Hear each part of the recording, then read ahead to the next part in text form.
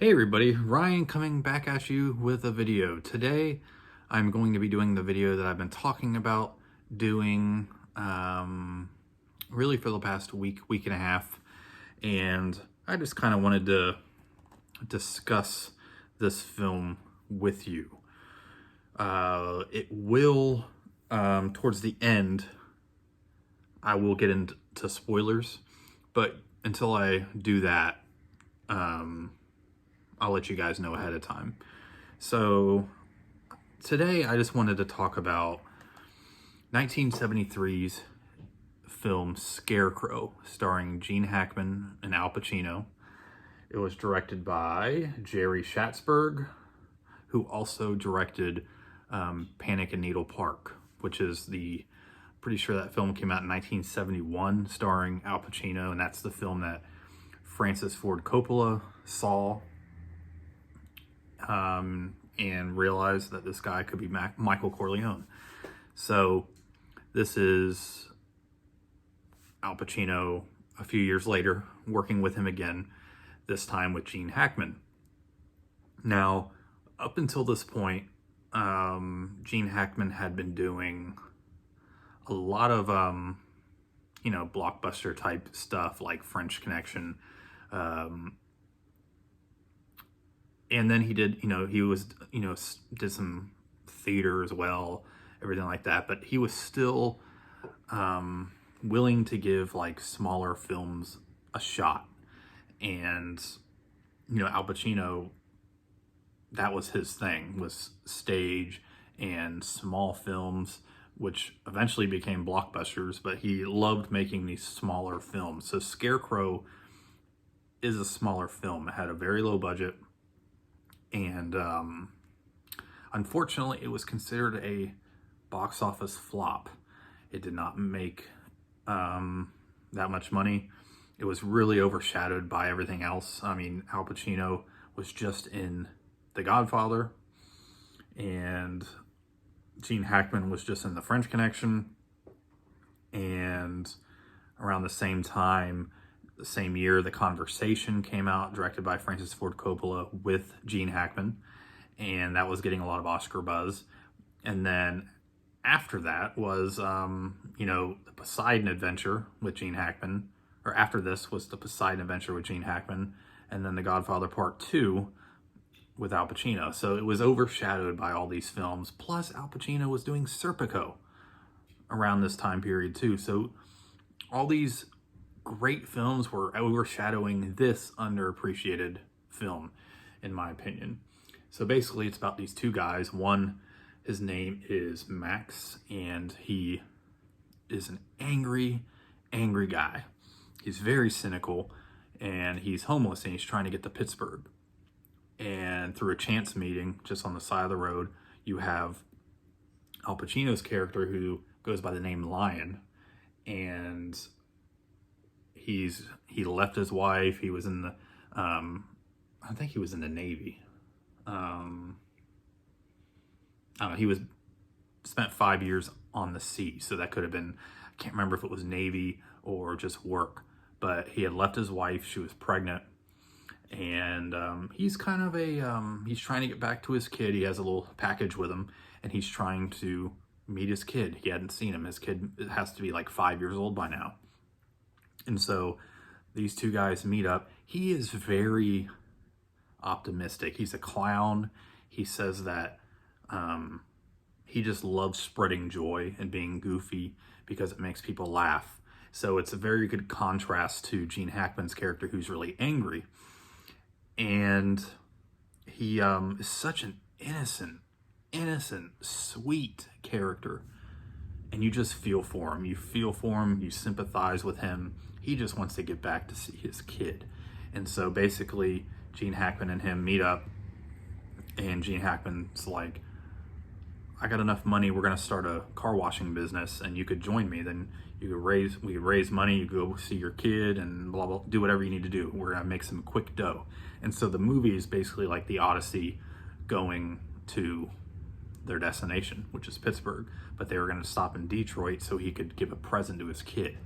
So this film has some who was the cinematographer? Vilmos Zsigmondt. I'm probably butchering that, but he is a phenomenal cinematographer. Now, there's some people who say that this movie is definitely visuals over substance, which I disagree with. Every frame of this movie is beautiful to look at. But this is definitely rooted in the 70s cinema that has that cynical edge to it, that slightly depressing edge to it. So like when you're watching this film, even some of the goofy scenes, there's this like undercurrent of melancholy going on during it. And it's just a treasure to watch, because I'm a huge fan of 70s cinema, and this one has just always been overlooked. So I bought this Warner Archive Blu-ray release. I highly recommend this movie. I'm about to get into the spoiler stuff because I wanted to make kind of a discussion video just about this movie and talk about it and just share my love of it. And yeah, so I'm gonna get into kind of spoiler territory now. So if you have not seen this movie, go ahead and click off, see it, and then come back and watch it. So yeah, so basically, as you can tell by the story, it isn't really a happy ending. Basically, Al Pacino's character gets, they both get in a brawl and they end up in jail. And in jail, Max is so mad at Al Pacino's character for, Max is so mad at Lion for, he like blames him for going back into jail. And Max had already been in prison before. And so he basically is like, leave me alone, I don't want to talk to you. So Al Pacino, Lion befriends another guy in prison who shows him the ropes, all that kind of stuff. And then he is physically and almost sexually assaulted by this guy, and he is scarred and he is brutally beaten up. And eventually he gets out, but he's definitely not the joyous guy. He is emotionally scarred from what happened to him in prison. So this is where, first of all, Pacino is hilarious throughout the whole movie in a very sweet and innocent way. And so he's scarred. There's a scene where Gene Hackman, instead of fighting in a bar, he's learned this joy nature from Lion, and he really tries to be like Lion and be goofy and be a clown, and instead of fighting, make people laugh, and like that's how you diffuse an argument. And there's this really really emotional scene that's not really emotional unless you're invested in the characters, but Max is almost fighting this guy, and then he starts acting goofy, and he almost does like a little strip tease to kind of get the guy to laugh, and they end up laughing. And Lion is off in the corner and he's laughing too, but then he starts looking down and he kind of gets over it and starts walking out, and he's lost that innocence and that joy because of his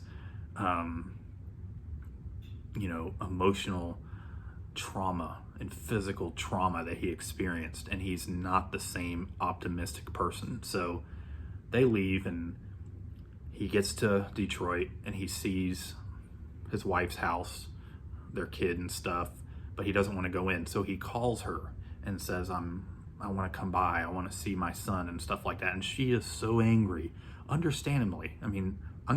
This guy left her, and she is so filled with rage. She says, I never had your kid. Basically the stress that you put me through, we had him killed. Basically she had an abortion and all this kind of stuff. And she starts rubbing the fact that he's a huge Catholic in his face. And she's like, you know what happens if a soul wasn't baptized? You know what? And he, loses it. And meanwhile, you see his kid in the background when she's on the phone. So she's lying. And before she could just kind of get over it and say, I was lying to you, he hangs up the phone. And then he turns around and starts acting goofy with Gene Hackman and saying stuff like, I have a son, I have a son, because he didn't even know if he had a son or a daughter. And he was so happy. And he's playing this joyful thing, even though he is hurt over this. So the film ends with they're going over to a huge fountain, and he basically plays it up like, oh, well, I don't want to see the kid. I'm going to see him another time. And so they go off, and there's a group of children that are playing by this fountain, and Lion starts playing with them and everything. And Gene Hackman's just kind of standing back, watching his friend, who's joyful, play with these kids and having fun. And then he starts to have a mental break, and he starts staring off in the middle of playing with these kids. And then he takes one of the kids and he pulls them over into the fountain and walks with them in the fountain. And he's acting goofy, but you could tell he's having a nervous breakdown. And Gene Hackman's Max gets the kid down and says, "Are you okay?" Tries to calm his friend down, and he can't. He's had an emotional breakdown, and then he becomes catatonic.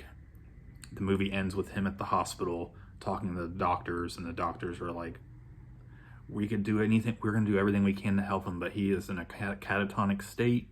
We have him doped up. He has to relax. We're going to try to help." And so Max is like, I'm going to go to Detroit, or I'm going to go to Pittsburgh, start this business, spend a bunch of money, or get a bunch of money, and we're going to come back and we're going to make sure that Lion gets taken care of. And that's how the movie ends, with him getting at the airport, buying plane tickets to Pittsburgh. And it is kind of, it ends on it tries to almost like have a little happy ending, because like Max may come back with more money and spend this money to help his friend, but you never really know for sure. But the powerful nature of the film is the fact that the tragedy of Al Pacino's character, somebody that you really feel for. And I'm not gonna lie, when he had his breakdown, I was shattered. This movie screwed me up, and it was a hit in the gut. But then it's also powerful because it shows the positivity and the joy that you could have with people, and you could get people that are angry and turn them into these joyful people. And that's what he did with Al Pacino. He had a huge impact on his life, or that's what he did with Gene Hackman. I'll leave that one in for free, as my friend Luke would say. And so there's these very powerful parallels to their characters, where one starts out goofy and the other one's angry, and because of life, one becomes happy instead of angry, and the other one doesn't become angry, but he becomes so wounded. It's like he gave so much of himself out, and it's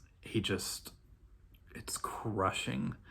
And Al Pacino, his performance in this film is masterful. It is so good. And I highly recommend this movie. I think everybody should. I mean, if you're watching this right now, you've probably seen it. But it's a great film, and it has that 70s cynical side, to where it didn't end as great as you thought it was going to end, because that's life. And so yeah, I hope you guys enjoyed this little discussion. Definitely looking forward to doing more of these. I've been wanting to do this one for a while. Be sure to leave your comments down below what you think of the film.